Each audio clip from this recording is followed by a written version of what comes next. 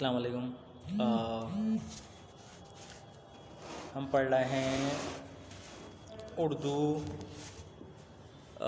ادب second year کی first book ہے، اور ہم اودھ پنچ اخبار کے بارے میں پڑھ رہے ہیں۔ ہم نے اودھ پنچ اخبار کی جو کہ منشی سجاد حسین نکالا کرتے تھے، اور یہ جو اودھ پنچ اخبار تھا اس میں کیا کیا ہوا کرتا تھا، کیا کیا خصوصیاتیں تھیں، اس کے بارے میں ہم پڑھیں گے اور پڑھ رہے ہیں، ہے نا۔ اس سے آگے کی بات ہے کہ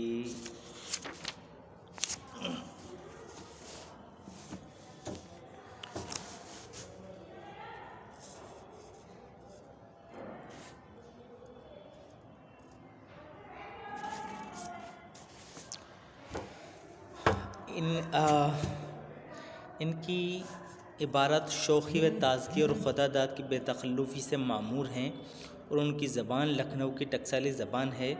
نثر کے نامہ نگاروں کی طبیعت کے چلبلے پن اور شوخی کے لحاظ سے، اور نیز زبان کی پختگی اور لکھنؤی بول چال اور محاورے کی صفائی کے اعتبار سے ستم ظریف کا رنگ اوروں کے مقابلے میں چوکھا ہے۔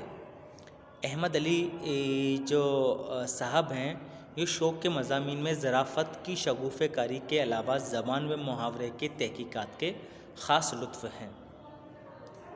حضرت کشمٹری مرحوم کی عبارت خاص طور پر دلکش ہے، مگر فارسیت کا رنگ زیادہ ہے نا۔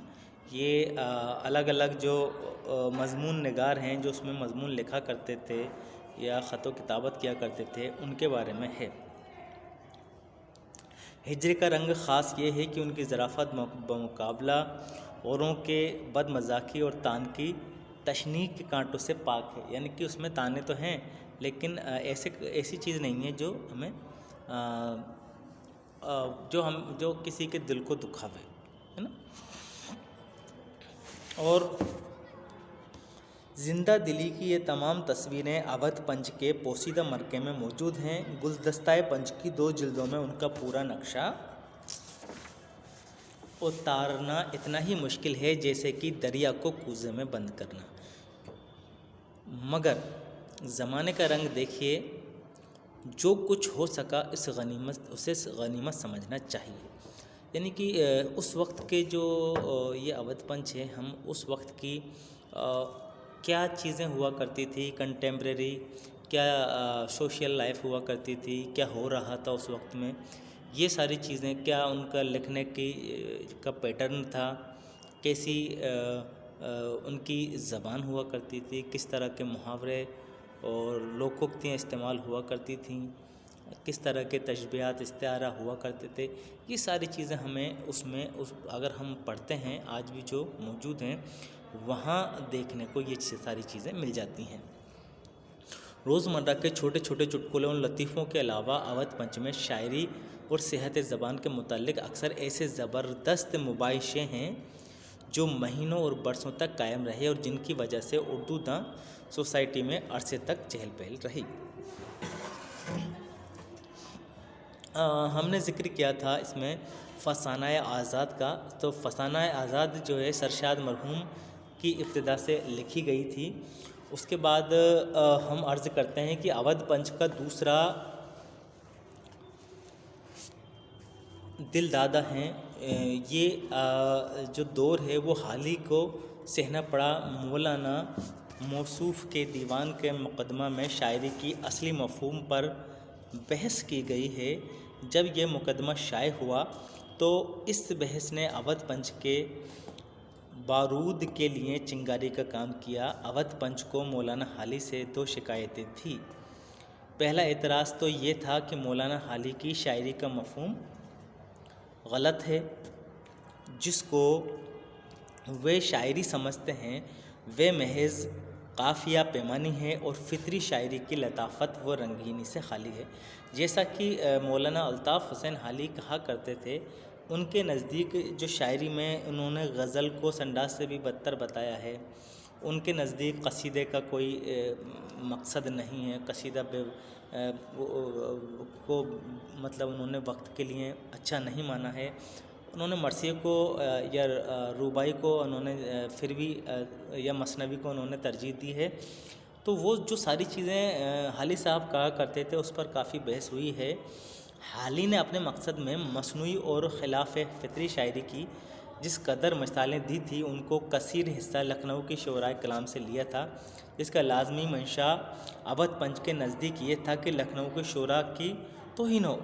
مطلب حالی کا جو سوچ تھی، حالی نے جو کچھ کہا تھا وہ دقت میں ایسا لگتا تھا کہ انہوں نے لکھنوی جو شعراء ہیں جو فطری رنگ کو زیادہ پسند کرتے ہیں، جس میں باہری دکھاوا زیادہ ہے، تو ان پر چھینٹا کشی کی ہو۔ ان خیالات کا دلوں کو امڑنا تھا کہ دیوان اور مقدمے کے ایک ایک شعر اور ایک ایک سطر پر اعتراض کی بوچھار شروع ہو گئی اور سلسلہ بھی مدت تک جاری رہا۔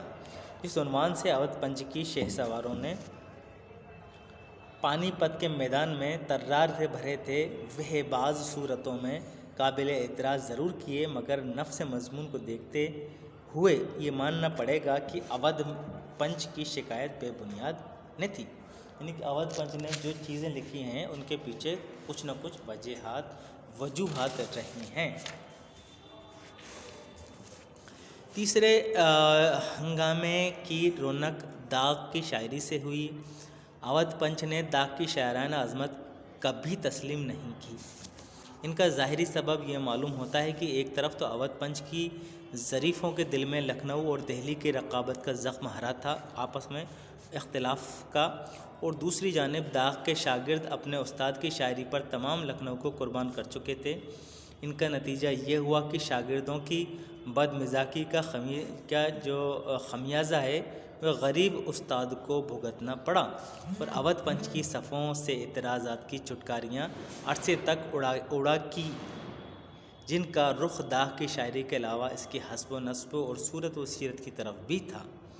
ان اعتراضات سے داغ کی شہرت میں فرق نہ آیا، مگر تھوڑے زمانے تک ہنستے ہنسانے کا مشغلہ قائم رہا۔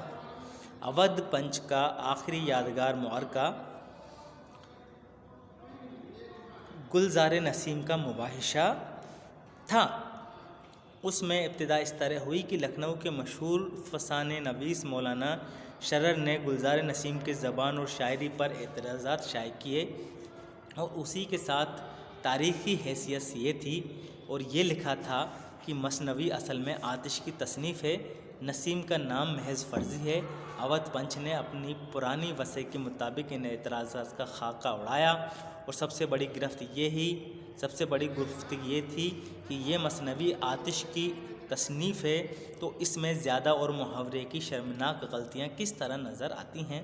مولانا شرر نے اس اشارے کو کافی نہ سمجھا اور اس عنوان سے جواب دیا کہ فریقین کی طبیعت جوش پر آ گئی اور اودھ پنچ کی بجھتی ہوئی آگ کچھ ایسی بھڑکی کہ آٹھی اور ایسی بھڑک اٹھی کہ اس کے آنچ دور دور تک پہنچی۔ گلزار نسیم کا قصہ تو درکنار رہا، مولانا شرر کی زبان دانی نشر نگاری پر اعتراضات شائع ہونے لگے، اور عرصے تک نظم و نشر کی جو پھلجھڑیاں ہیں، جو چٹکارے ہیں، یہ سلسلہ بھی سال بھر بعد ختم ہوا۔ اس بحث کی غیر لطیف حصے کے علاوہ نفس مضمون کے متعلق جو مضامین نکلے ان میں اکثر زبانی و محاورے کی تحقیقات کا خاص لطف موجود ہے۔ ان مباحثوں میں یعنی کہ ان اعتراضات میں کہ ان کے علاوہ اکثر دوسرے اخباروں سے بھی اودھ پنچ سے نوک جھونک ہوتی رہی جو ہونی لازمی تھی۔ ان میں آورد اخبار اور طوطی نامہ پر اس سے خاص توجہ رہی۔ یہ دو اخبار ایسے تھے جو اودھ پنچ سے ٹکر لے رہے تھے، اور زبان و شاعری کی اصلاح کے علاوہ اودھ پنچ نے جو پولیٹیکل خدمات کی وہ بھی قابل ذکر ہیں۔ اودھ پنچ ابتدا سے رعایا کا خادم رہا اور سرکار کا آزاد مشیر تھا۔ کانگریس سے پہلے جو پولیٹیکل معرکہ آرائیاں پیش آئی تھیں ان میں اس نے ہمیشہ رعایا کا یعنی کہ قوم کا ساتھ دیا تھا۔ الحاق اودھ، انکم ٹیکس، البرٹ بل وغیرہ کے متعلق اکثر ایسے مضامین لکھے جن کا آج شائع کرنا موجودہ قوانین کی جکڑ بند کو دیکھتے ہوئے مصلحت اور دور اندیشی کے خلاف معلوم ہوتا تھا۔ اس نے والیہ ریاست کی خوشامد سے اپنا دامن پاک کیا اور ہمیشہ ان کی غفلت و غیش پسندی کا پردہ فاش کرتا رہا۔ اودھ پنچ کی قومی محبت کی وسیع دائرے میں ہندوستان کا سبب شامل ہے۔ ہندوؤں کے تہواروں کی آمد کی خوشی میں اودھ پنچ عید اور شب برات کے استقبال سے کم سرگرمی نہیں ظاہر کرتا تھا۔ ہولی اور بسنت کے زمانے میں اس کا پرچہ سرخ اور زعفرانی رنگ کا کاغذ پر شائع ہوتا تھا اور رنگین مزاج نامہ نگاریوں کے ساقی نامہ اور ترانے وغیرہ ہفتوں تک چھپا کرتے تھے۔ اودھ پنچ ہندو مسلمانوں کی قومی اتفاق کا ہمیشہ سے معین رہا ہے۔ اگر دونوں قوموں میں کوئی نزاعی مرشیہ ہوتا تھا تو اس میں ہنس کر ٹال دیتا تھا۔ انڈین نیشنل کانگریس جو کہ قومی اتفاق کی